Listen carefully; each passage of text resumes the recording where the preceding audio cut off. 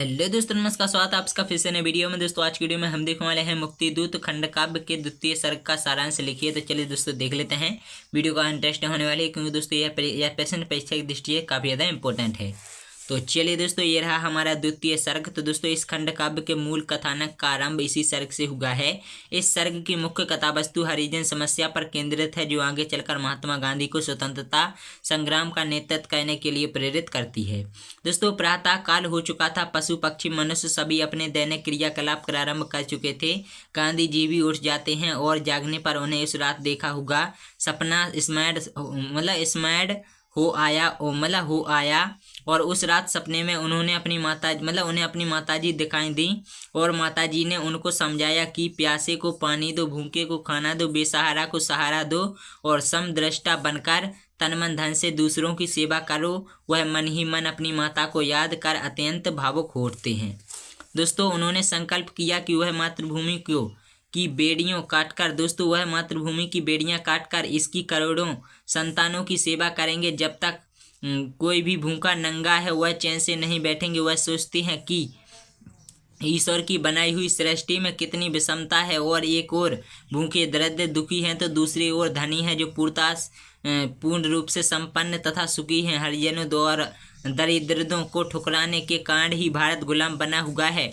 वह सोचते हैं गोरे काले लंबे ठिगने सुंदर कुरूप आदि को भेद तो प्रकृति प्रदत्त है, जिसे दूर नहीं किया जा सकता है, परंतु जो भेदभाव हमारे मनुष्य द्वारा किए जाते हैं उन्हें भी अवश्य दूर किया जा सकता है। हरिजनों और वाल्मीकियों पर होने वाले अत्याचारों की कथा सुनकर उनका दिल पसीज जाता था। महात्मा गांधी के मन में यह भाव उठते हैं कि धर्म ग्रंथों में कहीं भी छुआछूत करने की सीख नहीं दी गई है। तो वशिष्ठ मुनि ने निषाद राज को गले से लगाया था। राम ने सबरी के जूठे बेर खाए थे। गौतम का शिष्य सत्यकाम भी हरिजन ही था, जो बाद में एक महान ऋषि बना था। इसलिए छुआछूत और कुछ नहीं, बस एक छलावा है। वह कहते हैं यदि हरिजन के छू लेने से मंदिर का कल्याण नहीं तो यह कहूँगा मंदिर में बस पत्थर है, भगवान नहीं। वह सोचते हैं कि आर्य द्रविड़ कितने उदार हृदय थे, जिन्होंने खस और शक क्षत्रिय कुषाण हूण पारसी मुसलमानों आदि को अपना लिया था, परंतु आज उसी भारत में उनकी संतानें हरिजनों के साथ पशुओं से भी अधिक बुरा व्यवहार करती हैं। वास्तव में यह दरिद्र नारायण है, हमें इनकी सेवा करनी चाहिए। यह सोचकर उन्होंने आश्रम में रहने के लिए हरिजनों को भी निमंत्रित किया था, लेकिन लोगों में इसकी विपरीत प्रतिक्रिया हुई। आश्रम में प्रबंधक मगन लाल ने गांधी जी को बताया कि इस कारण लोगों ने आश्रम के लिए चंदा देना बंद कर दिया है। यदि ऐसा ही चलता रहा तो आश्रम का कोष खाली हो जाएगा। उनकी बात सुनकर गांधी जी क्रोधित होकर कहते हैं कि यदि आश्रम के लिए चंदा नहीं मिल रहा है तो मैं हरिजनों की बस्ती में रह लूंगा, उनके साथ मजदूरी कर लूंगा, परंतु मनुष्य में भेद करने का पाप नहीं कर सकता। यदि हरिजन साफ सफाई आदि काम करना बंद कर दें तो सभी जगहों पर गंदगी का साम्राज्य फैल जाएगा। मुझे अफ्रीका में काला अछूत कहकर गाड़ी से उतार दिया गया था, वह अपमान आज भी मुझे व्यथित कर देता है। इस अत्याचार को सहकर भी यदि मैं वैसा ही अत्याचार और घृणित अपराध करूं तो यह सबसे बड़ा पाप होगा।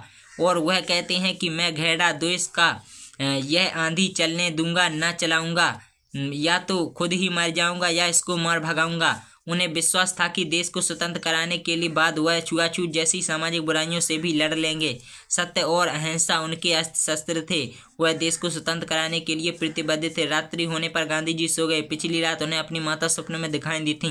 आज सपने में बड़े भाई तुल्य गोपाल कृष्ण गोखले दिखाई दिए। उन्होंने आशा प्रकट की कि जिस प्रकार तुमने दक्षिण अफ्रीका में अंग्रेजों से टक्कर ली थी, उसी प्रकार भारत में भी तुम उनका सामना करोगे। तुम भारत के मुक्ति दूत बनोगे, ऐसा मेरा विश्वास है। महात्मा गांधी मन ही मन भारत माता को स्वतंत्र कराने का संकल्प दोहराते हैं। तो दोस्तों आशा करता हूं कि आप लोगों को वीडियो पसंद आई होगा। अगर वीडियो पसंद आई हो तो वीडियो को लाइक और शेयर करना, चैनल को सब्सक्राइब जरूर करें।